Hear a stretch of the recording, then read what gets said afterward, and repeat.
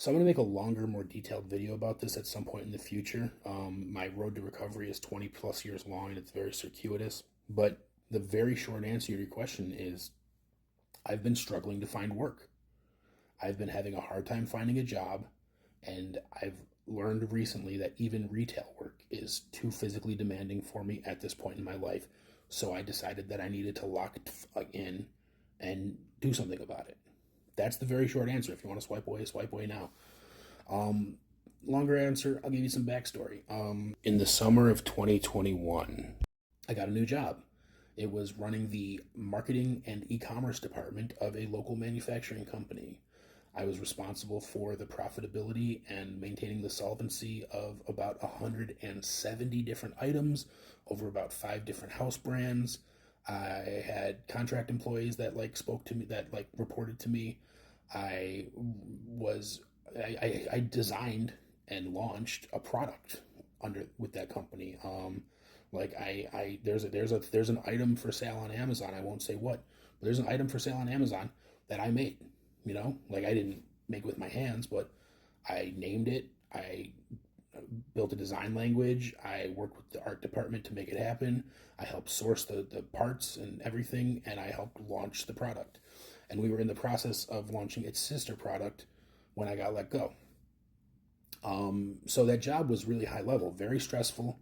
It was basically an executive position, but I wasn't being paid like an executive at all. I was being paid honestly very low, like insultingly low, but very low. And so with the stress of that job and the hours of that job, I was just like it killed all of the momentum that I had in my recovery that I had leading up to it. I was waking up at about 5:30 in the morning to be out the door by about 6:15 to be at work by 7. And then I was at work until 7, or from 7 a.m. until 5:30, and then I wasn't home until about 6:30. So I was out on the road. I was out of home for about 12 hours a day. Most of that time spent sitting, um, stressing. I didn't have an Uber, or rather, I didn't have a car. Sorry. And so I was Ubering, but I was Ubering from my house to another city, basically a suburb about a 35-minute drive away. I don't know if you know Ubers. That's really expensive. I was basically paying a car note every week just to Uber back and forth to work. So I was like trapped in this cycle of like I can't afford a car, but I can't afford to stop going to work. It was really also stressful. And so because of all the stressful, my eating got really bad. I was tired when I got home from work, so I didn't feel like cooking, so I'd get delivery there. I was hungry at work, so I'd get delivery there. So that's even more of my money disappearing. So it was just a really stressful job. I had it for about 2.5, nearly 3 years, until like I said, the restructuring happened. Um, and Yeah, I've been looking for work since. Like I took a couple months off to enjoy what savings I did have and the unemployment insurance I was collecting. And because I haven't had a vacation in 10 years. Um, so I just took some time off. I took a staycation. I played so much Overwatch it killed my Xbox. Miss it a lot. Um, but I was just chilling. I was just cooling.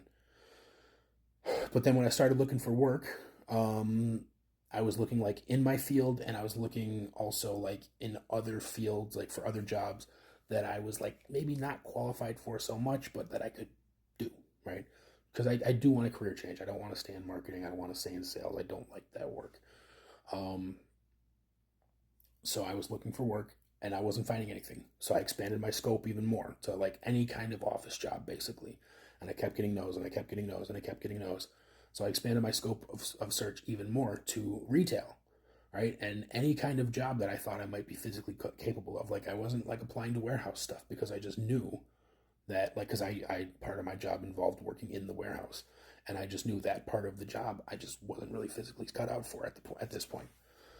So I was applying to retail stuff. I wasn't getting anything.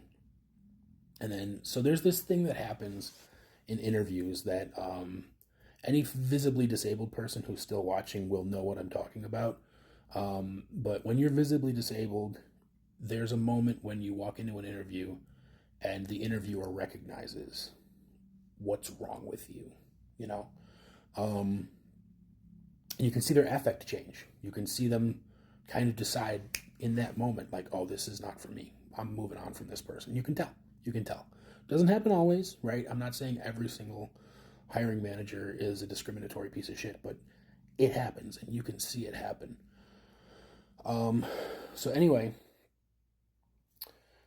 about a month ago, I applied for work at a gas station near my house. And the guy there was super chill. He was really cool. Talked to the manager. Um, he was really cool. He basically offered me the job during that interview. He was like, listen, man, I need the workers so badly that you can have this job if you want it. I know that you're super overqualified for this work. I know that means that you're going to still be looking for work while you're here. Just do me a favor if you take the job and you're still looking for it, do me a favor and give me 2 weeks notice if you find something else, please. But otherwise, if you want the job, it's yours. But I don't think you're physically capable of this job. He was true. He was nicer than that. He wasn't as frank as that. And I hold no ill will towards him whatsoever. I love when people are upfront. I love when people speak frankly to me. But he was like, yeah, I don't think this job is for you. I don't think this is something that you'll be physically capable of. I don't think you'll be happy in this job. He spent about 5 or 6 minutes showing me all the physical requirements for the job. He was like, lifting this, putting that away, moving this, doing that, cooking this, blah, blah, blah. And then he took me in the back and he showed me where the walk-in freezer is, and it's a very narrow hallway to get to the walk-in freezer, all that sort of thing. And he wasn't a skinny guy, but he was not nearly as big as me, and it was like a tight squeeze for him. So he was like, listen, man, just to be upfront, I don't know if this is the right position for you. If you want it, you can have it. And I thought about it, and I said, no, thank you. Thank you, but no thank you. Maybe if I had, because it was a five day a week, 8-hour shift job. Like, it was a full-time job. Maybe if I had asked him if I could pick up one shift a week, or if I could do like 3-hour shifts every couple days, maybe I could have like eased into it. In retrospect, I probably should have done that because I do need the income. But yeah, it was realizing that I couldn't do a gas station job, that I couldn't work at a simple retail position. That's what most recently caused me to really lock in. There's a lot of other things. There's a lot of other factors. To really get into it would be like a 20-minute YouTube video. But yeah, that's the long short answer of why I finally locked in. Couldn't find work, and I need it. Thanks for being here. No one paid attention to this, but if you did,